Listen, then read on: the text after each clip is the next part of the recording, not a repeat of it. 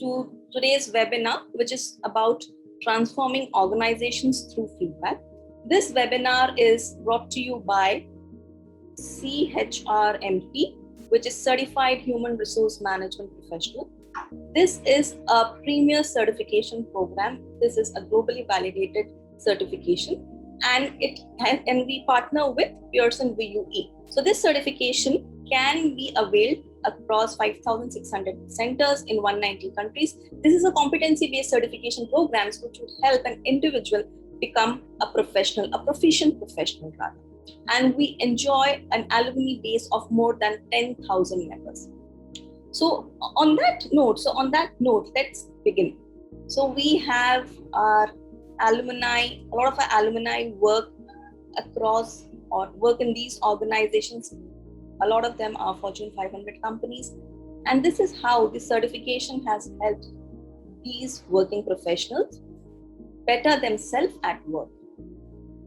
So let me introduce myself. I am Indrani, and I come up with more than 4 years of experience in the field of learning and development. I have been a senior consultant with CHRMP for more than 4 years now, and I do have the expertise of delivering behavioral as well as technical trainings, both in organizations as well as educational institutions. Don't forget to press the like button and leave your comment. Share the video and subscribe to our channel for more HR-related content. To never miss a notification on our latest uploads, make sure you hit the bell icon. So let's begin our session by busting a few myths.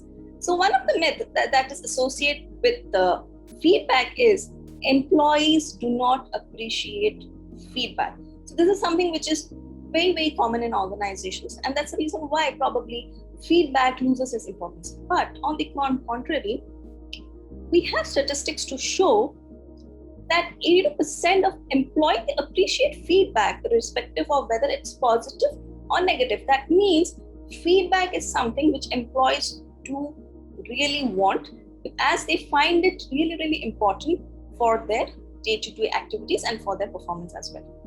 Moving on, let's look at the next myth. So myth 2 says employees do not want constructive feedback.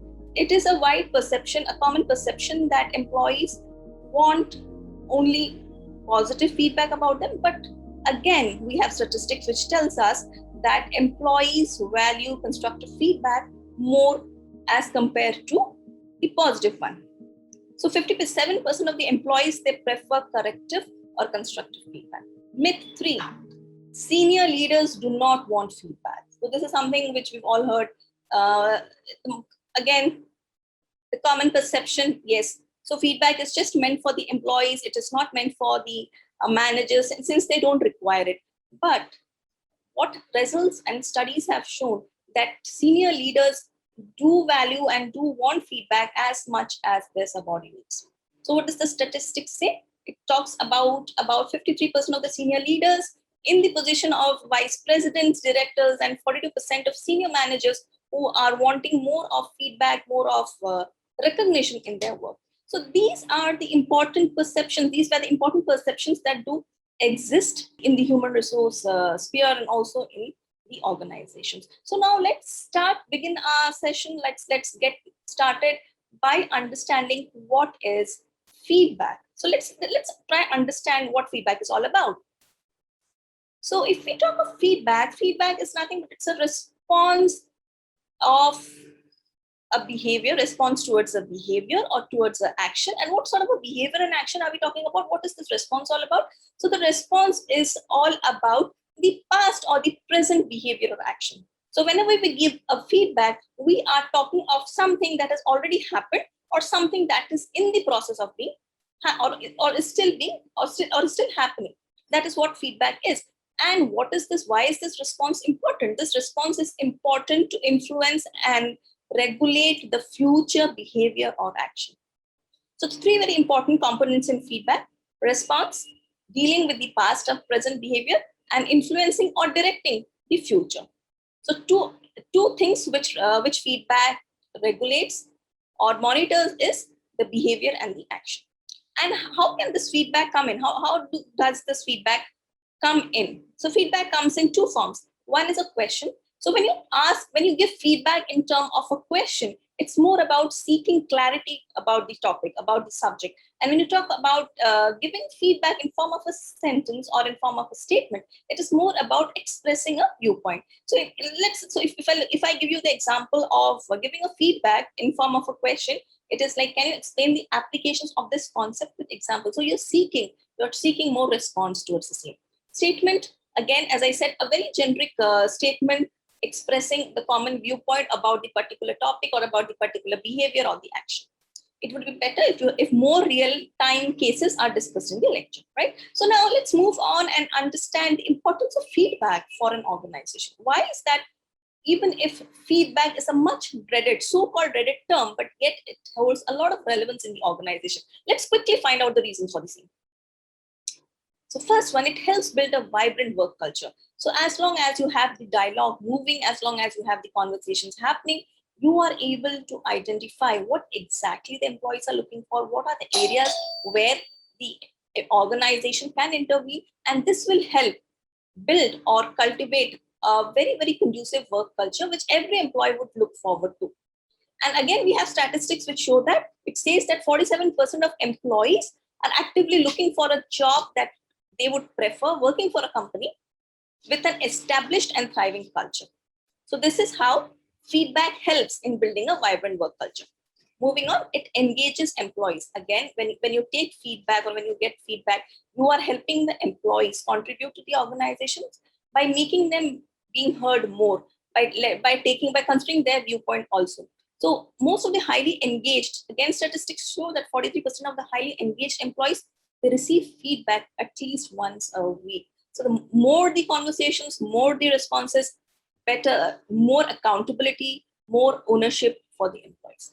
Increases productivity, that goes without saying. If we are able to furnish information about how the person is performing in terms of achievement of goals, in terms of meeting deadlines, then definitely the person in productivity, efficiency would increase. So feedback is a very, very important tool for the same. 33% of the employees, they consider recognition as important in boosting their productivity level. Yes. And again, feedback, if given at the right time, given for the right purpose, it does improve or does boost employees' morale and self-esteem. Reduces cost. So if you keep giving feedback, if you're letting people know what is exactly happening, what is the direction of the organization, where their efforts must be directed, that would help reduce a lot of cost by increasing profits. So when you talk of reducing cost, we're talking of reducing cost in terms of operating costs, in terms of alteration, in terms of hiring, in terms of training. It gives, so feedback would also give the employee a purpose of being associated with the organization. So if you look at this statistics as well, employers in US, they lose over $5,000 every time an employee leaves the company. So that's a huge loss, a monetary loss for the organization, right? And last but not the least, it fosters healthy relationships between between subordinates, between manager subordinate, between peers. Overall, essentially building a very, very healthy work culture. So again, as I said, if employees are given a voice, if employees are being heard, they feel more empowered. They feel that, okay, they develop a sense of belongingness to the organization. And then once that is established, they would want to contribute more towards the progress of the organization, towards the growth of the organization. Again, we have some data to support that. Whose voice is heard, they are 4.6 times more likely to feel empowered to perform their best work. So this is how, or this is why feedback is very, very important for an organization. So am I audible? Is it all audible? All clear? Moving on. So what are the sources of feedback? Through what medium, or through who are the people, or who are the entities through which we get feedback? So now let's quickly look at them. Some of the sources of feedbacks would be your clients with whom you're working, would be your managers to whom you're reporting, would be your peers with who are your colleagues, would be your subordinates who report to you or who are a level lower than you, but of course your own self. You are the best judge of yourself, isn't it? So all of these, these are the various sources of feedback. So these are the people who would go about telling how has been your your performance in the past, or how have you gone about behaving, or what actions you have taken in the past or you're taking in the present, which and how is this going to affect the future course of action. And these sources, from these sources, you can go about collecting feedback in form of surveys, in form of questionnaires, in form of in-depth interviews, focus group, performance reviews. This list is not limited. You can go about adding more methods, as per the company's requirement. And also different methods, different methods can be utilized across each source, so as to get information pertaining the same. Moving on. So now let's look at the types of feedback. So far we've understood what feedback is all about. We've understood the importance of feedback. We have understood what are the sources of feedback and in what form feedback can be collected. So now let's look at the types of feedback. So what are the different various ways of giving feedback? So yes, we have three major ways of providing feedback.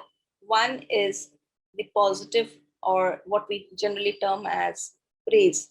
This is one method of giving feedback.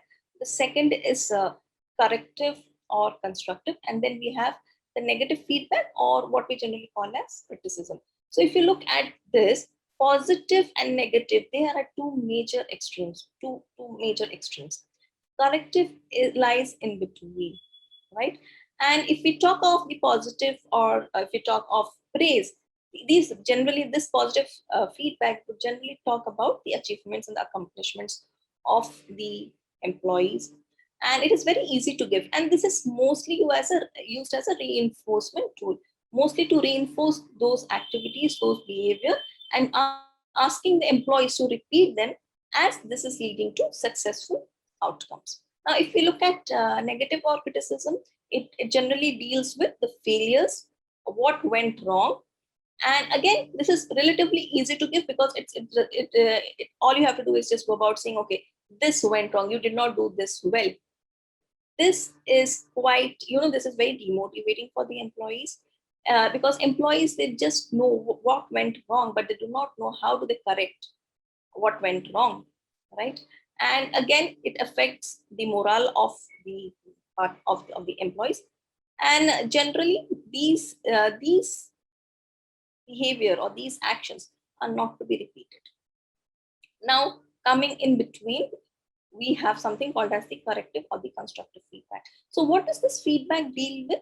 This feedback deals with the solutions for improvement. So if there is a problem, if a problem has been identified, what can be the solution, or what can be the way forward to deal with it? So we are not just dealing with the behavior, but also we are dealing with how to modify the behavior, how to modify the action without being judgmental. And this is where the major challenge lies, because not many managers, not many subordinates, not many people in the organizations, they know how to go about giving constructive or corrective feedback.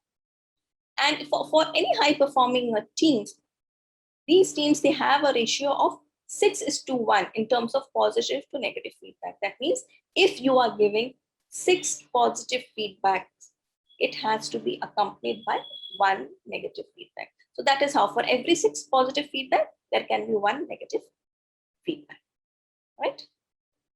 Okay. So is this clear? Is this understood? Okay. So now we are looking at how to give constructive feedback. What do we do? How do we go about giving constructive feedback? So there, as I told you, constructive feedback is very, very challenging to give, because it deals up with what are the ways through which you can better a situation, what are the ways through which more solutions can be given, and that is where the crux of the problem is. So before we understand how to give constructive feedback, let's quickly look at the challenges that are associated with giving feedback. So two major challenges which has been identified. One is absence of a method. Generally, organizations or managers or people with whom you work, they are in loss about a system that they can implement, that they can use to give feedback. They do not have a structure which will help them facilitate the same. They do not have a structure, they do not have a system for giving feedback. So many times what happens is the entire process becomes very random and becomes very haphazard. It is not properly structured and it does not address the core of the problem. And second most important important challenge that we have in giving feedback is focus is more on the individual rather than the performance, right? So here the feedback deals more in terms, when you are giving feedback, the feedback is more about the person. So personal bias, so person bias comes in. So here we are talking about, okay, what the person did wrong, but we are not talking about what actions of the person went wrong. So here the intention is more about talking about the person rather than talking about the performance or the actions or the behavior of the individual, right? So these are the two major challenges in giving feedback. How do and how do you overcome that? So now we have another important statistics which shows that if negative feedback can, 92% of people, they believe that if negative feedback is properly given, it is very, very effective in improving a performance. So that means negative feedback, if converted into a constructive feedback, does hold a lot of relevance, does hold a lot of importance for employees across the world. So now, what is the method through which we are giving feedback? How do we go about giving constructive feedback, given the fact it's going to be, as I told you, it's quite challenging? So we use something which is the visa model, which is VISA model, to give feedback, right? So how do we use this model? How is this model being used? So when we talk of visa, it is V will stand for behavior. Here we are discussing the behavior of the person. Here we are discussing the action of the person for whom feedback is to be given. So here the focus is very, very clear. The focus or the highlight of the entire conversation would be the behavior. It begins with the behavior or the action which the person has taken. Followed by, so next, what is the next step? So once we start discussing the behavior, we tell the person what went wrong or what went right. And also understand that visa method can be used both for giving positive as well as constructive feedback. So when we're discussing about the behaviors can be positive behavior, can be negative behavior, either of them. And it has to be followed by impact. So what does impact speak, or what does impact deal with? Impact deals with how that behavior affected people around, or how that behavior affected the entire organization. So here we're talking in terms, we are being very specific in terms of the actions, in terms of the behavior, leading to concrete results in terms of impact. When we're talking of impact, we're talking of the concrete results. After we speak, after we help the employee understand the behavior and the impact, we do pause for a moment or for a minute. So that is what S is all about. So it is silence. So we do, become silent, allow the person who has been on the other end to assimilate, to understand what we just spoke, what we just told him or her, right? And after that, it is followed by action. So once we give him the time to reflect upon what we just told him or her, we then seek solutions, alternatives, or actions from the concerned person. We ask that person that, okay, now tell us, what do you think you could have done better? Or what do you think can be done better so that not to repeat the same mistakes again in future? And in case if the person is not able to come up with any solution, you must be there, you as a manager must be equipped to come up with solutions. You must be equipped to engage in a conversation with the person, right? So how will this look? How will this look in actual, if I could help you understand this with an example. So I see that you have forgotten to update the accounts in the last week. So here we are being very specific in terms of what action was missing. Again, the time frame. So we are talking about, okay, that this particular action was not done in this time frame. So when we use such specification, we are making the conversation more and more concise, right? And as I said, what is this behavior, having forgotten to update accounts, impact, how did it impact? So the impact is it can affect the balance sheet of the entire organization. Yes, it can do so. So here, after talking or after dealing with behavior, we are plunging directly into the impact. What impact is that behavior having on the entire organization? So if if you are forgetting to update, it is leading to, it is affecting the balance sheet of the entire organization. So this is what we have told the concerned person, right? That, okay, I see that you've forgotten. And then this is and this is going to affect the balance sheet. And then we let that person assimilate this information, right? We will pause and let that person assimilate this information. And then we will ask that person for a solution to deal with this situation. So can you think of a solution so that you don't miss out updating in the future? So you have to seek solutions. You have to give the power in the hand of the other person so that the person is able to drive this across.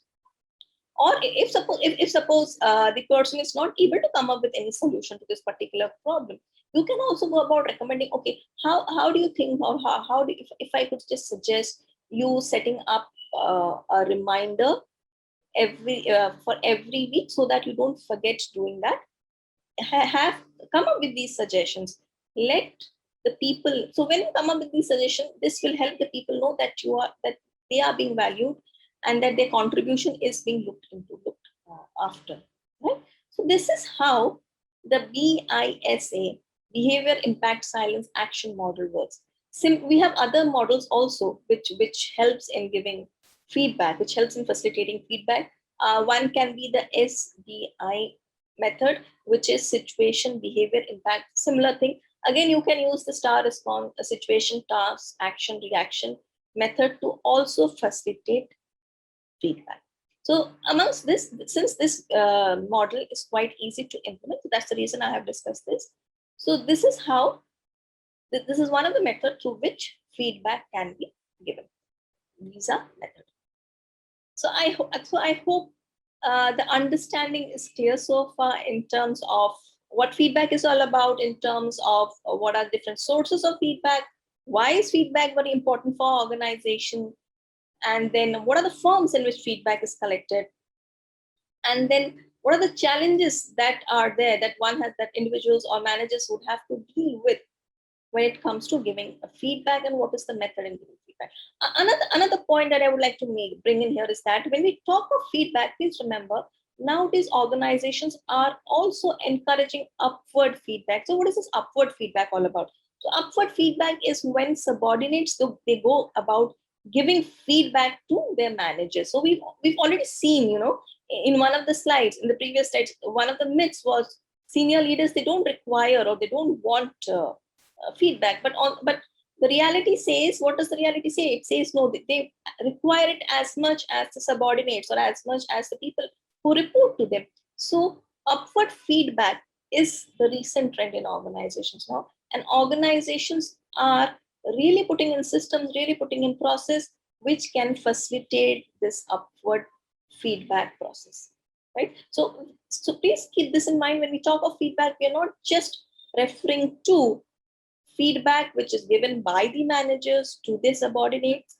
Feedback would also mean responses, or feedback would also refer to what the subordinates they think about their managers. So now we have understood how this visa model works. What is that we have to take care? We have to be very specific in terms of behavior, in terms of the impact. Then let that person assimilate, let that person reflect upon what has been suggested, what has been discussed with him. And then we throw the ground open for the person to come up with suggestions, and also help him derive suggestions, solutions if he is stuck, if he gets stuck at some point. So this is something which is, this is the model. How do we make the model more efficient? So let's look at a few do's and don'ts of the feedback, of giving feedback. All right. So let's do a comparison between what should be done and what shouldn't be done when you are giving feedback. So when we're giving feedback, we have to be very, very specific. As you can, if I go back to the previous slide, you see, we've been very specific in terms of defining the behavior, forgotten to update the accounts last week. So this is how specific we have gone. So once you convey this to the person exactly knows what went wrong or what went right. So we are being very, very specific. So be very, very specific. That's one of the most important things to keep in mind. And what you should avoid, using vague language. If the same sentence could have been framed that, okay, you forgot to update, you're not doing your work properly. If the same thing, if I put the same thing, if I phrase the same thing like you're not doing your work properly, what would that person mean, or what would that person think? The person would be lost. The person does not know what is being referred to, what is that is being asked, or what is that is being discussed. Second, you as managers, as leaders, or as employee, or as team leaders, whosoever is giving feedback, please ensure that you praise openly. So when you start praising your employees openly, once you start praising, giving positive feedback to your employees, to your team members, it boosts their self-confidence. It makes them feel honored, if I may say. And then they would want to put in more efforts to their work. And what you should avoid, you must never, ever criticize openly.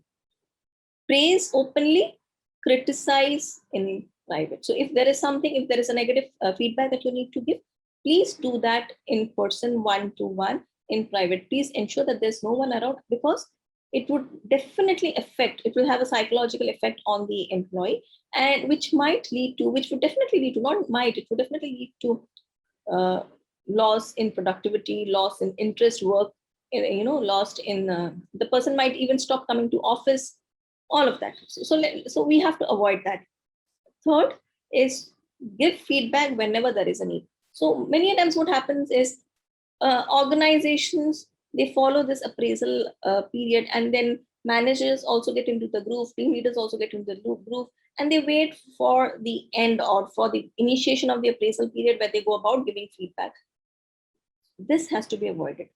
If you want people to improve, if you want the organization to grow, please give feedback, please point out what went right, what went wrong, immediately as soon as you see the results. That would help an employee or a team member better himself or herself. Do not delay feedback. You have to avoid delaying feedback till the initiation of the cycle or till the end of the cycle. You should not be thinking, okay, I will give the feedback only when the appraisal meeting is going to be held. That should not be the case. It has to be given whenever it is necessary, right? So don't wait for the time. The time is now. Next, you must focus on result. You have to focus on the outcomes. You have to focus on the behavior of what went right or what went wrong. This, as we saw in the previous slide, forgotten to update the accounts. That is what went wrong. We are not talking about, okay, you should not discuss or you should not focus on the individual. You are not good in keeping accounts. You keep forgetting. That should not be the case. You should not go about providing feedback in this manner to the concerned person.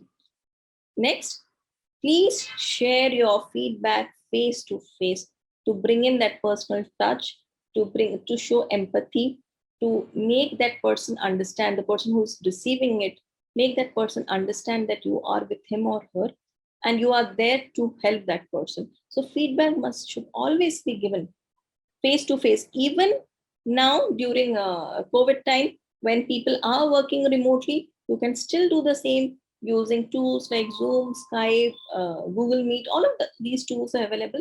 Please try using these tools and engage in a face-to-face conversation. Do not share written feedback, because when you write, those words, they do not convey any meaning, and those words will be interpreted, or those statements will be interpreted based on the mood of the person who is reading it. So if you have written something, even if you've written something constructive, The person who is reading it, if that person is not in his best spirits, not in his best moods, he or she will take it in a negative manner only. So avoid doing that. Try implementing or try sharing feedback face to face. Next, please share feedback when both the parties, the person who would provide feedback and the person who would receive feedback, when both of them are in good mood. You should not give feedback when either of them are in a bad mood, because again, it will be subject to interpretation, which will lead to a lot of misunderstanding, a lot of misinterpretation. So you should not discuss feedback when both the parties or either of the parties are in bad mood. So as a team member, what you should do, you should not just team member, even as a team manager, team leader, you must seek feedback continuously. So if you are looking at growing yourself, if you're looking at becoming a better version of yourself, please keep seeking feedback continuously every now and then, whenever you feel that there is a need.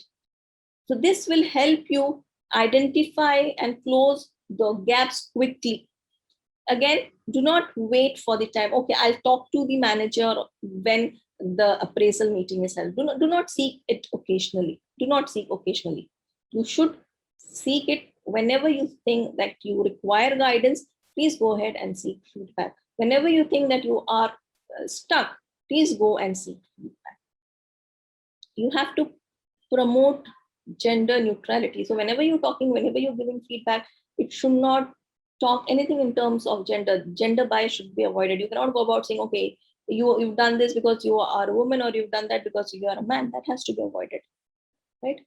So you should promote gender neutrality, and you should avoid gender bias. So if you're implementing the visa model, keeping all this in mind, then eventually it will lead to an effective feedback mechanism, an effective feedback structure. Moving on. So now we have, let me just quickly summarize everything before we move on to this segment. We have discussed what feedback is all about. We have bursted the myths pertaining to feedback. We have seen the importance of feedback, and we have also seen the various sources from which feedback can be derived. What are the different forms of feedback? What does each form refer to? And which is the most challenging feedback to give? We went about understanding the method for providing constructive feedback, given the challenges that are there in the feedback process. And then we also looked at the do's and don'ts of giving feedback, which makes the entire feedback more structured. Now, we will discuss the role of the HR in this entire feedback mechanism. And this is even more important given the fact that these are uncertain times. This is the COVID era, where there are a lot of apprehensions, there are a lot of insecurities, there are a lot of questions in the mind of the employees, in the mind of the people. And then, there is a lot of hesitation as well to seek help, or to ask for help, or to seek, ask feedback, to look for direction. So in these uncertain times, how does, or what does the HR do to implement an effective system where feedback can be easily shared across the organization without any inhibition, without any hesitation? So now let's try and understand the role of the HR in driving the entire process. So now let's see what the first, how does the role evolve. First is, as an HR, as a human resource professional in an organization, you would have to appraise the employees. So what does it mean? It means that you would have to inform the employees about the existence of a feedback mechanism, about the importance of the feedback mechanism, and also tell them about the tools and the methods which they can use to provide feedback. So this is similar to setting the context. And this is very, very crucial, because if proper information is not provided to the employees regarding the feedback mechanism, then the entire system becomes redundant. So as an HR professional, your first job would be to communicate to the employees about the existence of the system, and then tell them about the importance, and then go about encouraging participation. You have to encourage the employees, the people in the organization to use feedback. Then only feedback would become effective, right? Second, what is that you have to do next? But not necessarily in the same chronological order. I mean, these are the suggested steps. You can take it up as and when, as per the requirement in your organization.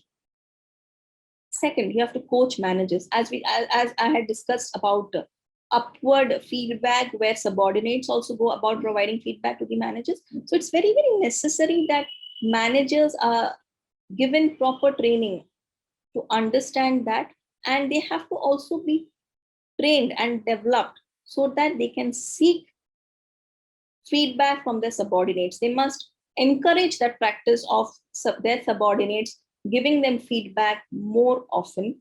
And this they can do by implementing, a more regular feedback sessions, by giving having more one-to-one interactions, and also understanding how to use this subordinate feedback which they receive.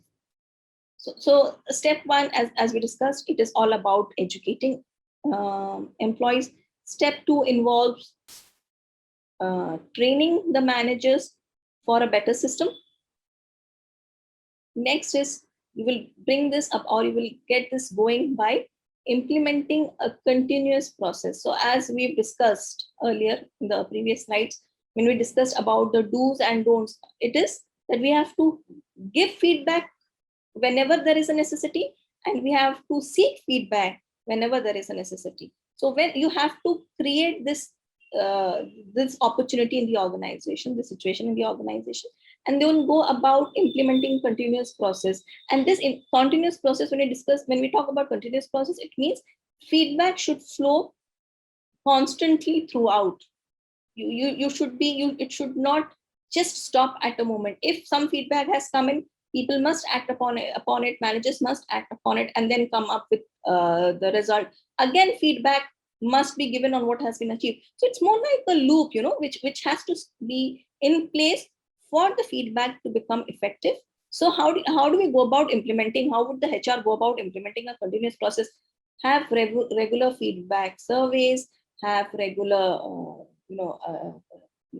discussions, talk to the managers, talk to the employees, ask them, tell them to meet more often, and then you can go about implementing, and this the continuous process, since this will set the tone.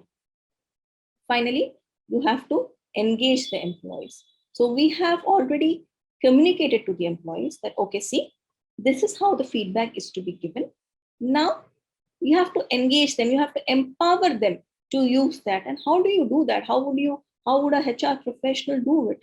Again, in the given COVID time, when, as I just rightly discussed some time ago, when it is not possible to do things, coming to office and doing things in person, yes, of course, use tools which will facilitate the entire process. So as I've discussed, we have different tools, Zoom, Skype, Google Meet, team meetings, which facilitates face-to-face interaction. And again, you would have different tools which would help the employees provide feedback. There are many different software systems which are available, which the organizations can start incorporating, so that the employees start using it more often, more regularly, and then come about building an effective feedback mechanism in the organization. Right. So these are the few ways through which an effective feedback system can be established in an organization with the intervention of the HR. As an HR, these are the things that one must be aware of, one must include, or one must implement in order to create a good and a robust system. So, feedback mechanism is one of the many concepts that is important, as we discussed, for an HR to know, to understand. And this is why this brings me to the next half of the presentation, which talks about the certification, which would help you avail and hone these skills and competencies as a HR. So the certification that I'm referring to is the advanced certification or the human resource business partner certification. So this certification would help you develop an understanding and help you develop your knowledge base in concepts such as feedback mechanism or structuring feedback in an organization. And this certification has the following, will cover the following topics: job analysis, it would cover competency mapping, it will cover talent acquisition, behavioral event interviewing, managing, appraising performance, learning and development, employee engagement, compensation and benefits planning, HR policies, HR operations, to name a few. So, and all of these would be covered in detail. So the CHRMP Advanced or the HRBP certification will help an individual develop the required competency, knowledge based in these given areas of expertise. And when we talk about developing the knowledge base, developing competencies, the methodology that will be used, you would be doing it through pre-recorded sessions. You would be given in-class assignments. You have to come up with presentations. There would be quiz to reinforce your understanding, to test your understanding. And finally, you would have expert-led sessions, which would be, where experts would come in and they would try solving, or they would come up with a solution which is very, very relevant. They would discuss a topic which is very, very relevant to the current times. And then when we talk of the pre-recorded session, you would be given access to your LMS, and there you would have different topics, subtopics for each of the topic that you would be learning. And then you would have the videos. You have to go through these pre-recorded videos to enhance your understanding and then come prepared for the class. And I would like to share the feedback of our alumni who have done the certification program with us. So this is the feedback of Mukund, who is currently the Senior Learning and Development Business Partner with Amazon. He has done the certification program with us, and he did really find it relevant, and he has strongly recommended this program for people who are looking forward to a bright career in human resource. Similarly, we have Joanna, who works with the United Nations. She also took up this certification and she found it to be relevant to the global scenario. And she also strongly suggested that this certification must be taken across by HR professionals who look forward to enhance their skills, brighten or better their career prospects. So this certification program, you are not just going to go through the classes, you're not just going to go through the videos, you are also going to validate your knowledge or your understanding through an examination which will be conducted on the Pearson platform. And the examination would be more in terms of a multiple choice question. Each question would have 4 options. You have to pick up the right option. And there would be a passing percentage which you must secure to clear the examination. So as I said, when you're talking about the examination, it will be either concept-based or situation-based or scenario-based questions that you will be given. Then it will be either wet proctor. That means you can either take up this examination from your house, or you have to visit the nearest Pearson test center to appear for the examination. And once you finish the examination, certification partner is Pearson View, as I told you. And once you finish the examination, you will be given a digital badge, which will look like something like this: CHRMP, HRBP Advanced.